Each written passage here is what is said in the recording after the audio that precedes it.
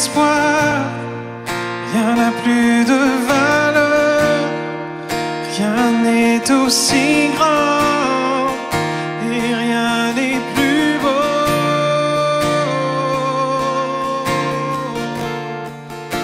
que ta présence.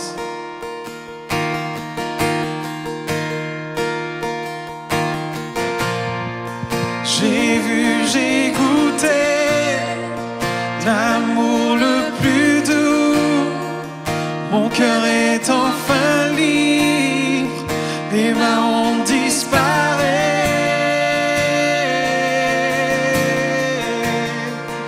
dans ta présence. On chante ensemble, Saint-Esprit. Saint-Esprit, tu es le bienvenu. Que ta présence vienne inonder ce lieu. Seigneur, nos cœurs soupirent après ta gloire. Oh, viens nous saisir par ta présence. Oh Dieu,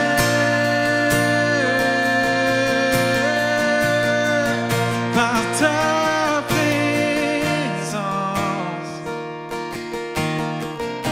On chante encore une fois. J'ai vu, j'ai goûté. J'ai vu, j'ai goûté l'amour le plus doux.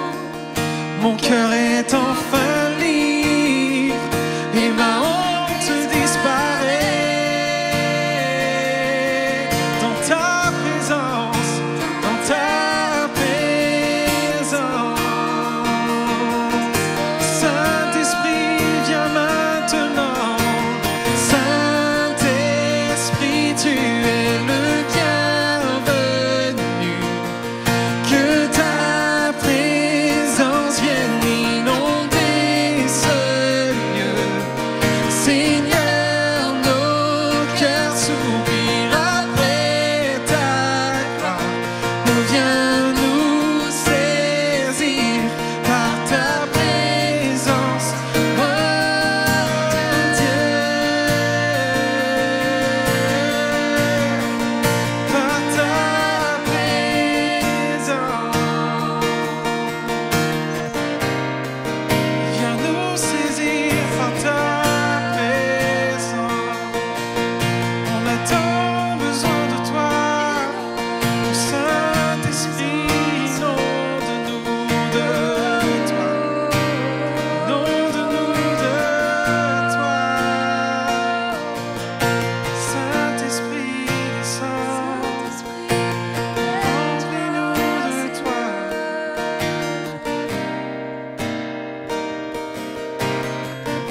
Que nous soyons plus sensibles à ta présence, que nous vivions les merveilles de ta beauté, que nous soyons plus sensibles à ta présence, que nous vivions les merveilles de ta...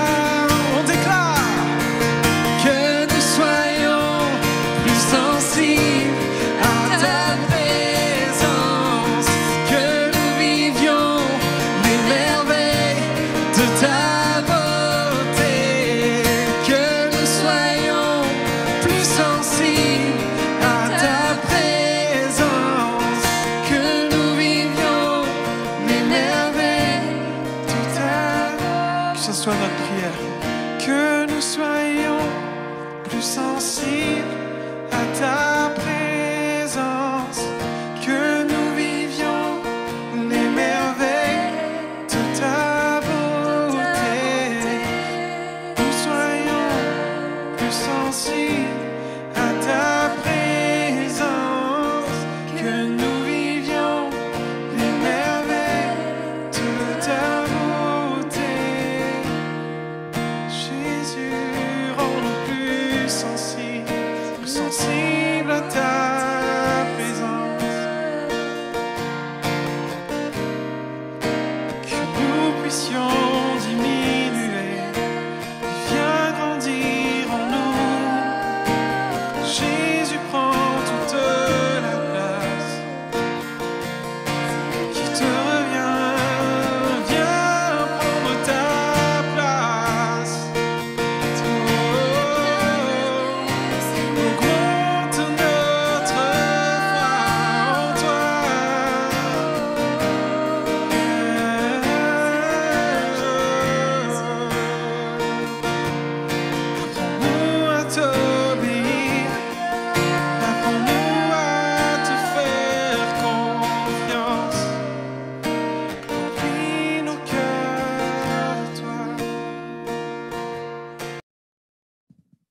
Bonjour tout le monde, soyez les bienvenus ce matin parmi nous. Très heureux de pouvoir vous accueillir. J'espère que vous allez être bénis à travers tout le programme que l'on a pour vous en cette matinée. Ce matin, on va être bénis par un pasteur invité qui est cher à mon cœur, bien sûr. Vous le connaissez déjà, il a déjà apporté un message au sein de nos réunions en ligne. C'est le pasteur Christophe Fabrec, c'est mon grand frère qui œuvre en tant que pasteur en France, au sud de la France, à La Valette du Var, dans la région de Toulon. D'une église en croissance et vraiment on est béni à chaque fois qu'il amène un message et ce matin on va être une fois de plus béni par le Seigneur. Alors je vous encourage à disposer vos cœurs et que Dieu puisse vous bénir abondamment. Merci beaucoup. Amen, merci beaucoup les amis pour ce temps de partage. J'aimerais partager avec vous aujourd'hui la parole de Dieu et revenir sur un texte qui a été prêché par Johan il y a 15 jours.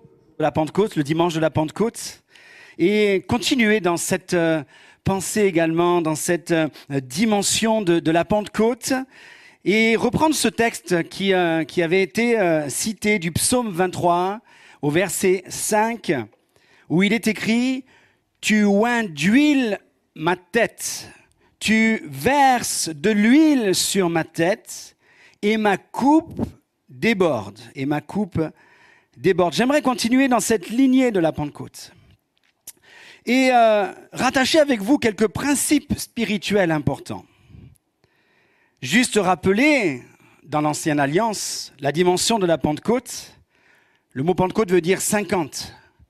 Et dans cette Ancienne Alliance, ce 50e était le 50e jour après la Pâque. La Pâque qui a été le temps où Dieu a délivré son peuple de la terre d'Égypte, délivré son peuple de la terre de la servitude, de l'esclavage. Et ce jour de la Pâque était comme la délivrance du peuple. Et 50 jours après cette délivrance, après cette sortie d'Égypte, après avoir traversé la mer à pied sec, Dieu a ouvert la mer en deux. Voilà que 50 jours plus tard, sur le Sinaï, la montagne de Dieu, voilà que Dieu va convoquer Moïse et il va lui donner ce 50e jour les commandements là au Sinaï. Et donc dans l'Ancienne Alliance, cette fête de la Pentecôte va représenter là 50 jours après Pâques, le moment où le peuple va recevoir les ordonnances de Dieu.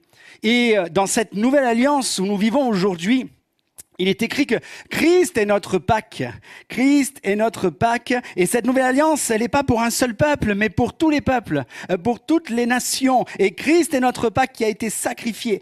Christ a été ressuscité le 3e jour, puis il est monté au ciel à l'Ascension. Et le jour de la Pentecôte, 50 jours après Pâques, alors que dans l'Ancienne Alliance, Dieu avait donné les commandements de la loi, dans la Nouvelle Alliance, Dieu envoie le Saint-Esprit. C'est le moment où Dieu a envoyé le Saint-Esprit. Il est écrit que dans les derniers temps, Dieu répandrait de son esprit sur toute chair sans distinction. Il est écrit, Jésus dira aux disciples, je m'en vais vers le Père, mais vous attendez la puissance, vous recevrez une puissance, le Saint-Esprit survenant sur vous, et recevoir le Saint-Esprit dans sa plénitude, tel un baptême, chers amis, cela va nous conduire à suivre et à vivre notre engagement avec Christ, notre Pâque.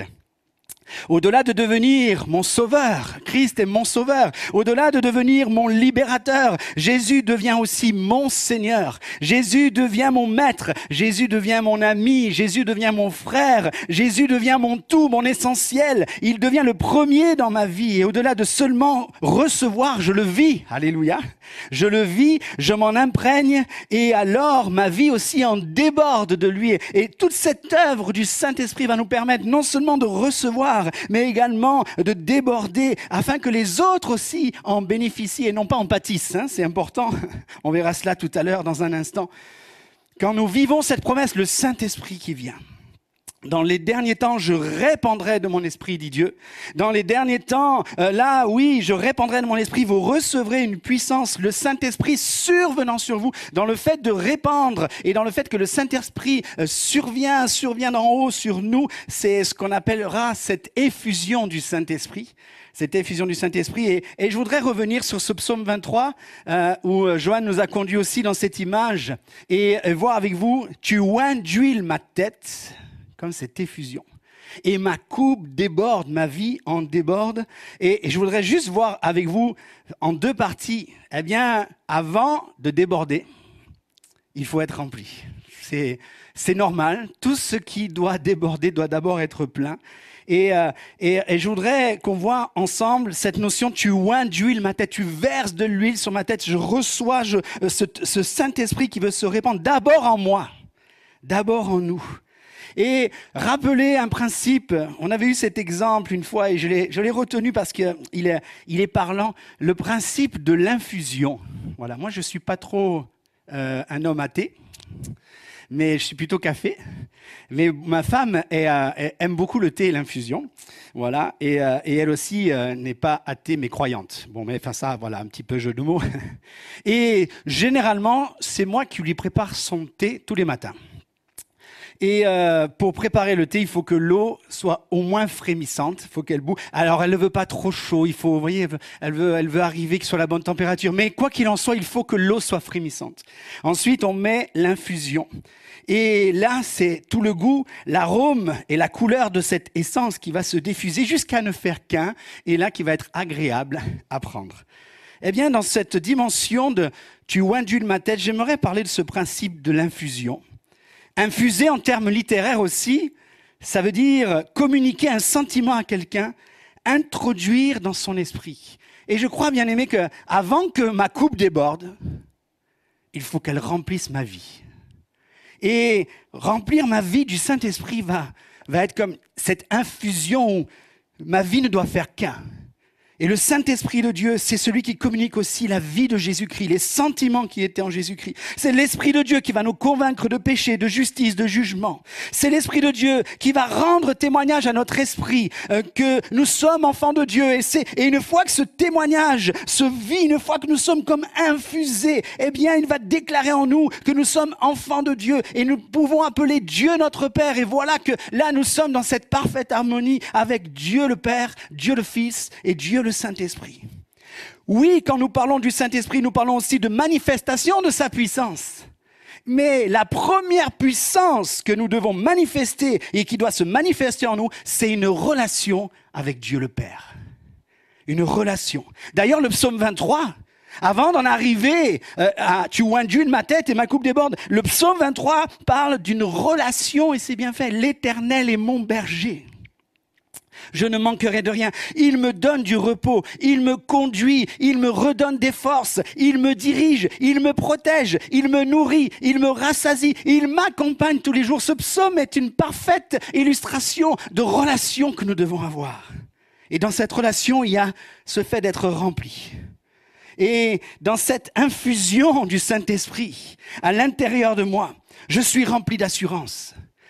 Lorsque je suis dans le doute, voilà qu'il me remplit d'assurance. Lorsque je suis rempli là de conflits, de mauvaises pensées, voilà qu'il vient mettre sa paix, voilà qu'il vient mettre sa bonté, voilà qu'il vient me donner de vivre là cette joie, cette paix. Il me remplit d'assurance, de confiance. Ce n'est pas un esprit qui nous rend timides, hésitants, incapables, mais il nous remplit de force, d'amour, de sagesse. Il veut me remplir de sa paix. Il veut me remplir de sa joie. Il veut me remplir de son amour, sa bonté, sa douceur, sa patience. Et quand je prends tous ces ingrédients extraordinaires, je ne peux pas m'empêcher de penser à ce fruit extraordinaire du Saint-Esprit. Le fruit de l'Esprit, Galates chapitre 5, verset 22, va nous le décrire. Le fruit de l'Esprit, c'est l'amour, la joie, la paix, la patience, la bonté, la bienveillance, la foi, la douceur, la maîtrise de soi. Comment vivre tout cela dans notre nature humaine? Comment moi, Christophe, je peux vivre ça si ce n'est pas avec le Saint-Esprit? Et je peux vous dire que l'infusion, il faut pas qu'elle soit juste, qu'elle donne juste le goût. Il faut que l'eau soit bien bouillonnante afin que toute l'infusion soit répandue. Alors qu'un jour, dans ce lieu, je prêchais sur ces versets, Galates 5, 22, le fruit de l'Esprit. La nuit du dimanche où j'ai prêché ce message, je l'ai prêché plusieurs fois, je prends souvent ces textes, mais ce matin-là, j'avais décidé, avec l'Esprit de Dieu, de prendre tous les quartiers de la composante du fruit de l'Esprit. Et cette nuit-là, Dieu m'a mis à l'épreuve pour savoir si j'en étais bien infusé. À 2 heures du matin, dans la nuit de samedi à dimanche, le téléphone sonne. Vous savez, quand le téléphone sonne à 2 heures du matin, moi, ça me donne plutôt l'angoisse. Je commence à transpirer. Je me dis, qu'est-ce qui se passe ? Et donc, mon téléphone était dans la pièce à côté. Il sonne, le temps de me réveiller en sursaut, de comprendre que c'était le téléphone. Vous savez, dans ce moment-là, on ne sait plus où on est. Donc, je comprends que c'est le téléphone. Là, je comprends je regarde la montre, je vois qu'il est très tôt le matin. Je dis, qu'est-ce qui se passe ? Je vais. Et le problème, c'est que le téléphone, il n'avait pas. Le temps que je me lève, il avait déjà raccroché. Et j'ai juste eu le temps de voir qui appelait. Et sur le nom de l'appelant, c'était le nom de mon fils, Thomas. Thomas ? Mais Thomas, alors là, vous savez, dans ce moment où tu te réveilles en sursaut, je dis, Thomas, hier soir, il n'était pas chez des amis, il n'est pas en vacances, il n'est pas en colo, il n'est pas... Mais il est là, il est dans la chambre. Qu'est-ce qui se passe ? Le temps que je commence à réfléchir à ça, voilà qu'il rappelle. Le téléphone ressonne, je sursaute, et je vois Thomas. Je décroche. Oui, fils, qu'est-ce qu'il y a ? Dans ce subconscient, je ne savais plus où on en était, en fait. Et là, j'entends, oh, Baba, je crois que j'ai la fièvre. Tu peux dire à maman qu'elle m'amène un cachet. Et là, j'ai dit quoi ? Il est en train de me passer un coup de fil de sa chambre qui est à 5 mètres, en fait, pour me demander un cachet pour la fièvre. J'ai dit, mon fils, tu es un fils de Corse, mais là, quand même, tu bats tous les records. Et à ce moment-là, c'est là que j'ai remarqué que l'infusion avait agi parce que j'ai exercé les 9 portions de l'esprit en un instant. L'amour, la joie, la paix, la patience, la bonté, la bienveillance, la foi, la douceur, la maîtrise de soi. Et mon fils est resté en un seul morceau, je ne l'ai pas éclaté. Pardon, excusez-moi l'expression. Et donc, je suis resté calme. Et là, alors, j'étais vraiment le père de ce fils. Eh bien, je me suis exécuté. Je suis allé réveiller sa mère pour lui dire, Thomas veut que tu lui donnes un cachet. Je n'ai même pas calculé que j'étais en train de faire ça. Mais peut-être que le Seigneur voulait aussi voir si ma femme était bien infusée. Et elle était bien infusée. Je vais juste vous dire quelquefois, vous savez, le fruit de l'esprit en nous comme cela, eh bien ça peut se manifester. Tu oins d'huile ma tête. Je pris un peu avec humour cet exemple, mais il y a combien de situations de la vie où on a besoin d'être rempli, d'être infusé du Saint-Esprit. Et à un moment donné aussi, quand ça va déborder, je veux parler aussi ce matin dans ce débordement de la manifestation de la puissance du Saint-Esprit. Manifestation du Saint-Esprit au travers de nous, au travers de la puissance qu'il veut exercer. Je ne vais pas tout définir ce matin, je vais que survoler. Mais c'est cette dimension où le Saint-Esprit, eh bien, une fois qu'on déborde, se manifeste aussi. Et nous pouvons vivre les dons de l'Esprit, le surnaturel de Dieu, qui vont être aussi au bénéfice des autres. Puisque lorsqu'on manifeste une parole, un don de l'esprit, un don de puissance, c'est pour bénir, c'est pour exhorter, c'est pour encourager, c'est pour fortifier, c'est pour permettre que dans le débordement, Dieu agisse au travers de nous. Je veux vous encourager ce matin, pas seulement à rester infusé, mais à vous laisser déborder et à mener aussi de vivre ce surnaturel. Plusieurs multiples manières du surnaturel peuvent se manifester, les dons de puissance, les charismes en tout genre, l'expression débordante de la vie de l'esprit. Et je reviens sur le jour de la Pentecôte, acte 2. Voilà comment ça s'est manifesté, le fait d'être rempli, et ça a débordé. Il est dit qu'ils furent tous remplis du Saint-Esprit au verset 4. Il y a eu une manifestation, ils se mirent à parler en d'autres langues selon que l'Esprit leur donnait de s'exprimer. Face à cette manifestation, face à ce débordement, des gens accoururent en foule. Ils furent stupéfaits. Et le débordement, bien aimé, doit avoir pour vocation de rapprocher plutôt que de faire fuir. C'est pour ça que tout à l'heure je parlais aux bénéfices et non pas vraiment à des inconvénients. Il ne faut pas que les gens en pâtissent, mais qu'ils vivent au bénéfice de cela. Et tous ont été là comme stupéfaits. Et il est dit que pendant que certains avaient été remplis du Saint-Esprit et que ça débordait, que ça se manifestait d'une manière, les autres ont tous été remplis d'étonnement. D'admiration, c'est écrit au verset 7.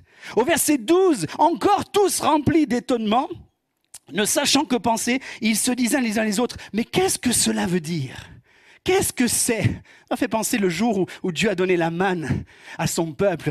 Certains l'ont appelé, mais la manne, c'est quoi? Qu'est-ce que c'est? C'est la nourriture de Dieu. Et là, c'était la manifestation du Saint-Esprit. Qu'est-ce que c'est? Ça a attiré l'attention, ça a attiré l'émotion, ça a attiré la curiosité. Et les gens ne se sont pas enfuis face à la manifestation du Saint-Esprit, mais sont restés. Et ça a permis à Pierre de prêcher la bonne nouvelle, de Jésus-Christ. Ils sont restés attentifs au discours de Pierre qui a annoncé la bonne nouvelle de l'œuvre de Jésus-Christ. Et le résultat, c'est qu'ils eurent le cœur vivement touché. Ça veut dire que le Saint-Esprit était en train de les remplir aussi. Et là, ce jour-là, 3000 âmes se sont converties au Seigneur. Et de là est née l'Église, alléluia, qui est le corps de Christ, le corps vivant de Christ et non pas un bâtiment.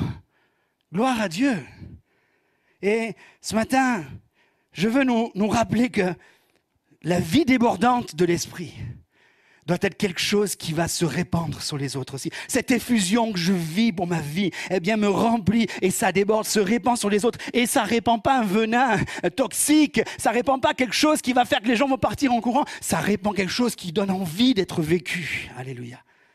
Et en fait, je voudrais faire le point un peu tout cela. Entre ce moment où je suis rempli et ce moment où ça déborde, nous devons avoir un bon équilibre. Nous devons vivre un bon équilibre entre ce que j'appellerais ce matin, tu oindules ma tête, l'infusion, et ma coupe déborde, cette effusion qui sort, ce débordement.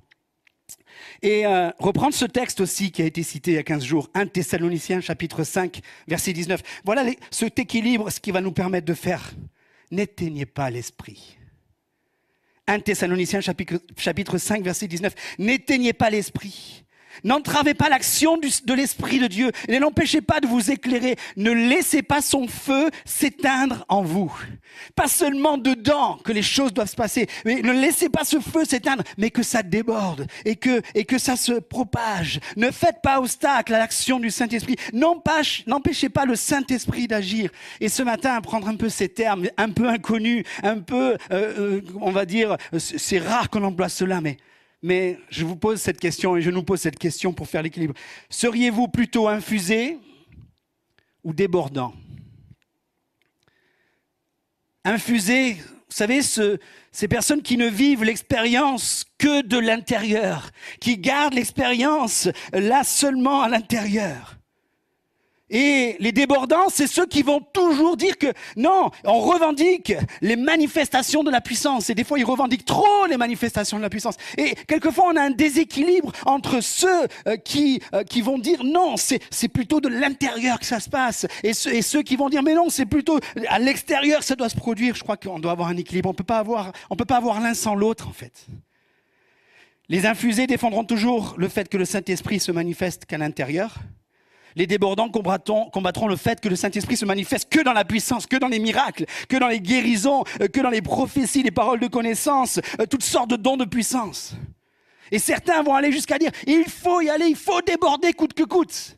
Mais quand vous encouragez quelqu'un à déborder alors qu'il n'est pas rempli, c'est là que ça peut faire des dégâts en fait.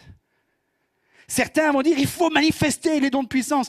Par exemple, celui de prophétie. Aujourd'hui, on a beaucoup de paroles qui viennent en mettant le projecteur sur la prophétie. Il y a eu d'autres années où c'était que sur la guérison. Il y a des endroits où c'est que sur le miracle. Et s'il n'y a pas le miracle, il n'y a pas Dieu, etc. Et puis, en ce moment, peut-être, on attend trop des moments de prophétie où Dieu, il faut qu'il parle. Et certains vont dire, mais il faut manifester la prophétie. C'est-à-dire, autrement dit, soyez toujours débordants. Mais avant d'être débordant, il faut être rempli.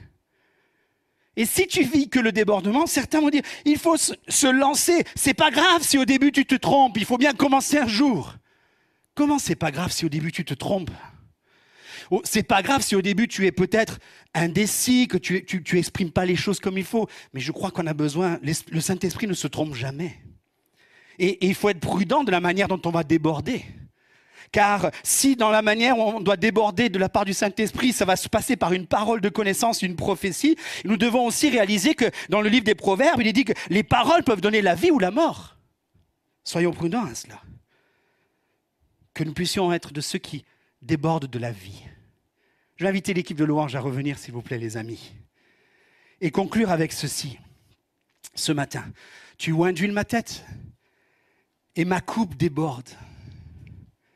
Que nous ne puissions pas être dans l'opposition, mais que nous devons être des gens spirituels qui exercent le surnaturel.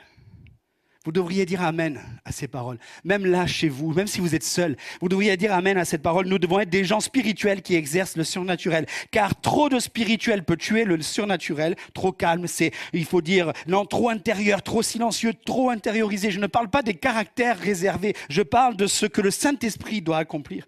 Et trop de surnaturel, quelquefois, peut tuer le spirituel.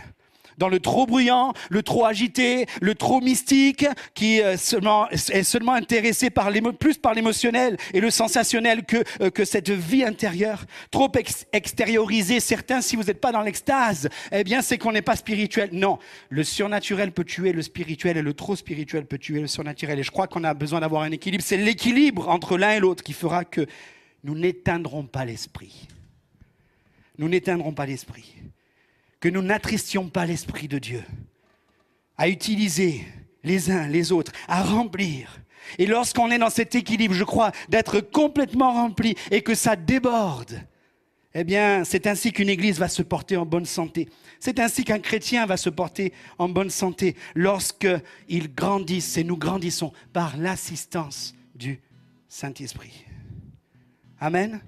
Tu huiles ma tête et ma coupe déborde. Je veux rappeler ce matin que le fondement, que la base déclare, notre vie chrétienne est déclarée sur la base d'une relation avec Dieu le Père, Dieu le Fils et Dieu le Saint-Esprit. Et que nous devons vivre une parfaite harmonie entre Dieu le Père, dans cette relation intime, intérieure, Dieu le Fils, Jésus-Christ qui nous sauve, et Dieu le Saint-Esprit qui nous amène de vivre, eh bien, le surnaturel dans notre naturel. Laissez-vous remplir ce matin, aujourd'hui. Laissez-vous déborder. Et l'un comme l'autre, n'oublions pas qu'il s'agit de lui avant tout. Il ne s'agit pas de nous. Il s'agit de lui avant tout. Et que le Seigneur puisse non seulement nous remplir, mais nous permettre de déborder et de vivre cette relation, non seulement nous-mêmes, en vertical avec Dieu, et aussi les uns avec les autres. Tu aimeras le Seigneur ton Dieu de tout ton cœur, de toute ton âme, de toute ta force, de toute ta pensée. Et ton prochain comme toi-même. De ces 2 commandements dépendent toute la loi et les prophètes. Et cela dans la plénitude du Saint-Esprit qui me remplit et qui déborde. Que Dieu soit béni. Seigneur mon Dieu, tu es celui qui vient nous remplir ce matin. Tu es celui qui va remplir. Et toutes les mauvaises choses qui sont en nous, eh bien, plus tu vas nous remplir, plus tu vas nous infuser, plus les choses ne deviendront qu'un, mais ne deviendront qu'un avec toi, dans ton arôme, dans ton parfum, dans ta volonté, Seigneur mon Dieu, dans tes conseils, dans ta parole, Seigneur mon Dieu. Et c'est ça qui va déborder, c'est ça qui doit déborder. Dans ce débordement, oui, tu vas changer le mal en bien, Seigneur. Tu vas sortir tout mal de mon cœur, tout mal de ma vie, tout mal de mes pensées, Seigneur mon Dieu. Et Seigneur, tu vas me permettre aujourd'hui de pouvoir aimer, de pouvoir accorder ton pardon, mais aussi de pouvoir bénir, de pouvoir parler de ta part, de pouvoir enrichir mon prochain, Seigneur, que nous puissions vivre une parfaite harmonie, Seigneur mon Dieu, dans cette vie de l'Esprit, Seigneur mon Dieu, une parfaite harmonie dans la vie, Seigneur mon Dieu, de la Trinité de Dieu, Père, Fils, Saint-Esprit, Seigneur, aide-nous ce matin. Oui, tu huiles ma tête et ma coupe déborde. Amen.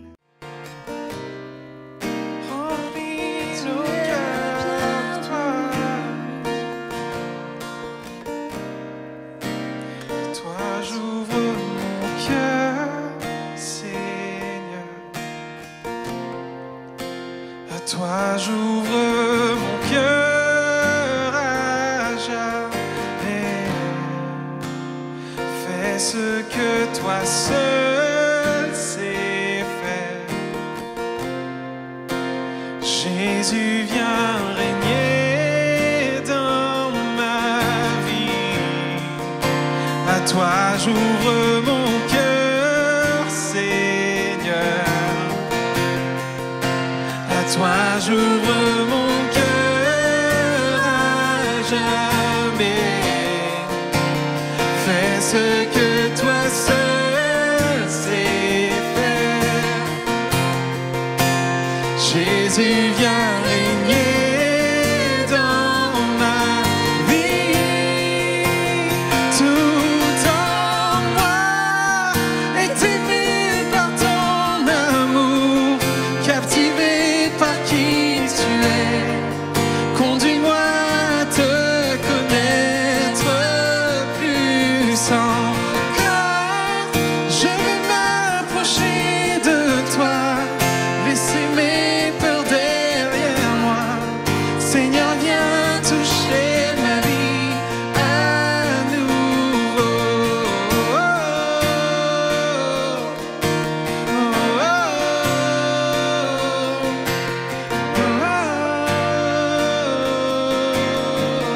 Tout en moi, tout en moi est ému par ton amour, captivé par qui tu es.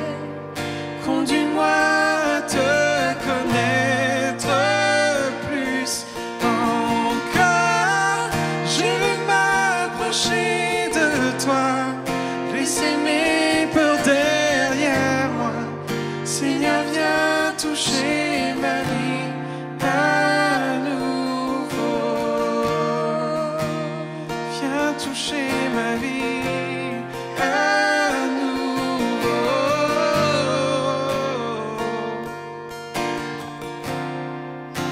À toi j'ouvre mon cœur, Seigneur. À toi j'ouvre mon cœur à jamais. Fais ce que toi seul sais faire. Jésus, viens régner dans ma vie. Jésus, viens régner dans ma vie. Jésus, viens régner dans ma vie.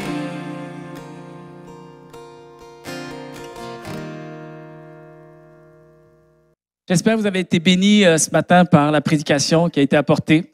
On veut juste aussi vous faire savoir que vous avez des questions. Vous voulez rentrer en contact avec des membres de l'équipe, de l'Église. Vous traversez une situation, vous avez besoin d'être accompagné. Juste nous le faire savoir, nous écrire à l'adresse qui va s'afficher en ce moment. Également, on tient aussi à vous remercier, tous ceux et celles qui nous suivent sur les réseaux sociaux, et on vous encourage à continuer à partager nos vidéos afin que notre communauté puisse s'agrandir, parce que nous croyons que ce que nous partageons, c'est une parole de vie, c'est une parole que les gens ont besoin d'entendre et de recevoir, parce que Dieu manifeste encore sa présence parmi nous, encore aujourd'hui. Également, je voudrais juste vous faire savoir, vous rappeler que nous avons un programme pour les enfants à tous les dimanches matins à 11h30 dans la matinée. Donc allez avec vos enfants, montrez un peu ce programme-là. C'est extraordinairement bien fait. C'est vraiment une bénédiction. Alors, on vous encourage à aller visionner ce programme-là. Et je tiens également à remercier toutes les personnes qui font partie de l'Église CCH, qui sont fidèles. Vous êtes engagés envers l'Église à travers même vos dons, vos finances. Et c'est vraiment quelque chose qui touche notre cœur. Si on parvient à continuer à faire ce qu'on fait en ce moment, c'est grâce à vous. Et on tient vraiment à vous remercier de la part de toute l'équipe. Il y a des personnes qui désirent nous aider, commencer peut-être à aider financièrement, contribuer. Juste nous écrire également à la même adresse courriel et on se fera un plaisir de rentrer en contact avec vous pour vous aider dans ces démarches-là. Alors, c'est tout pour ce matin. On tient encore une fois à remercier tout le monde. Notre communauté s'agrandit de plus en plus et on est bénis de voir tout ce que Dieu fait. Soyez richement bénis de la part de Dieu et on se voit très bientôt. Bye bye.